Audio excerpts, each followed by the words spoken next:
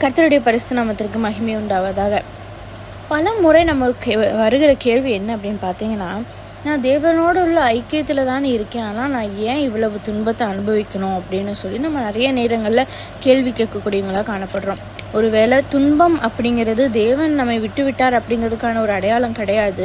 அது பல சமயங்களில் நம்ம உருவாக்குற ஒரு காரியமாய் காணப்படுகிறது. உதாரணத்துக்கு நம்ம தங்கத்தை எடுத்துக்கிட்டோம் அப்படின்னா, தங்கம் நெருப்பில் காட்டும் போது அது எப்படி சுத்தமாகுதோ அதே போல் இப்படிப்பட்ட சோதனைகளை, இப்படிப்பட்ட துன்பத்தில் நம்மளுடைய விசுவாசம் உறுதியாக மாறக்கூடியதாக நம்ம பார்க்கிறோம்.